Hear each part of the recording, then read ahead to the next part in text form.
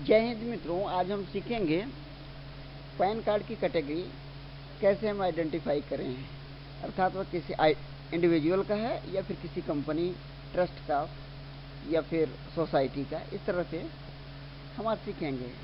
तो हम आगे बढ़ते हैं।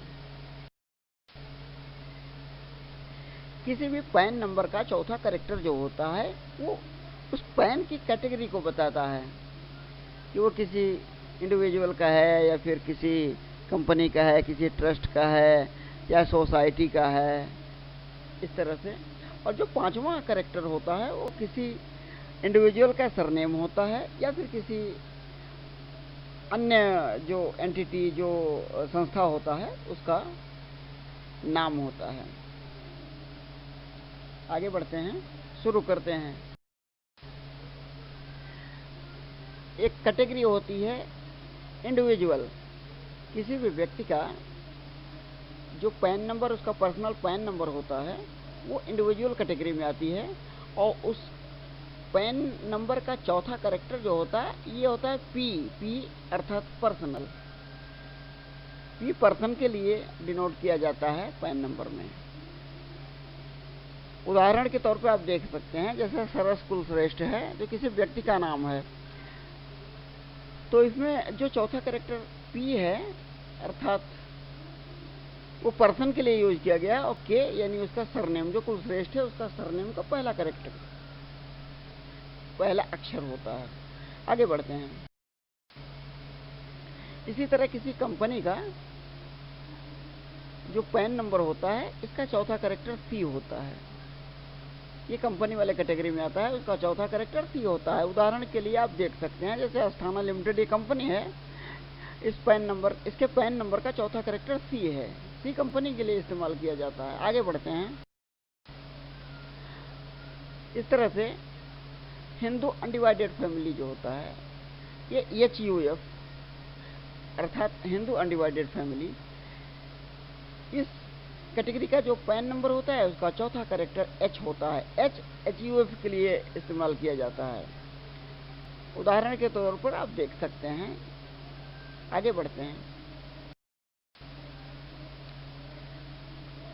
एसोसिएशन ऑफ पर्सन, ये आप बहुत आराम से आइडेंटिफाई करते हैं, एसोसिएशन समझ सकते हैं कि एसोसिएशन ऑफ पर्सन क्या है। एसोसिएशन ऑफ पर्सन ये जो होता है ये कई व्यक्तियों का समूह होता है, इसमें कोई कमाई नहीं होती। अर्थात जैसे कोई सोसाइटी हुआ, कोई अपार्टमेंट की सोसाइटी होती है, इसको एसोसिएशन ऑफ पर्सन कहते हैं। इस तरह की कैटेगरी का जो पैन कार्ड होता है उसका चौथा कैरेक्टर होता है ए अर्थात एसोसिएशन ऑफ पर्सन।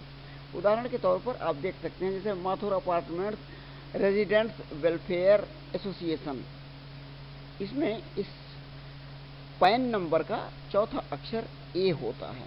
अब ध्यान से देख सकते हैं। चलिए आगे बढ़ते हैं। इसके बाद अगला होता है बॉडी ऑफ इंडिविजुअल। ये जिस तरह की कैटेगरी है इसमें एसोसिएशन ऑफ पर्सन की ही तरह होता है, लेकिन इसमें लोग कमाई के लिए, लोग फायदे के लिए, इसके जितने मेंबर होते हैं ये सब अर्निंग के लिए एक ज्वाइंट पैन कार्ड बनवाते हैं, जिसको बॉडी ऑफ इंडिविजुअल कहते हैं। इस कैटेगरी का जो पैन नंबर होता है उसका चौथा कैरेक्टर बी होता है। बी अर्थात बॉडी ऑफ इंडिविजुअल्स। आगे बढ़ते हैं। अगली कैटेगरी है गवर्नमेंट एजेंसी। इस तरह के जो कैटेगरी का पैन नंबर होता है उसका चौथा कैरेक्टर होता है जी। अगली कैटेगरी है आर्टिफिशियल ज्यूरिडिकल पर्सन। इसका सबसे अच्छा उदाहरण विश्वविद्यालय या यूनिवर्सिटी है। ये किसी सरकारी संस्था द्वारा मान्यता प्राप्त, जैसे कि UGC द्वारा मान्यता प्राप्त, या कोई मेडिकल कॉलेज है। इस तरह की जो कैटेगरी होती है, जो पैन नंबर होता है वो आर्टिफिशियल ज्यूरिडिकल पर्सन होता है। इस तरह के पैन नंबर का चौथा कैरेक्टर जे अर्थात ज्यूरिडिकल के लिए इस्तेमाल किया जाता है। आगे बढ़ते हैं। अगली कैटेगरी है लोकल अथॉरिटी। इस तरह का, जैसे कोई नगर निगम या इस तरह का कोई डेवलपमेंट जो कॉरपोरेशन होता है, इस तरह का पैन यूज किया जाता है, लोकल अथॉरिटी। और इसमें पैन नंबर का चौथा कैरेक्टर होता है एल। एल अर्थात लोकल अथॉरिटी। अगली कैटेगरी होती है फर्म या पार्टनरशिप। इसमें किसी भी पार्टनरशिप, चाहे वो लिमिटेड लायबिलिटी पार्टनरशिप हो या नॉर्मल पार्टनरशिप हो, इस तरह के कैटेगरी जो आती है, इसका पैन नंबर जो होता है उसका चौथा कैरेक्टर होता है एफ। एफ अर्थात फर्म। उदाहरण में आप देख सकते हैं। अगली कैटेगरी होती है ट्रस्ट।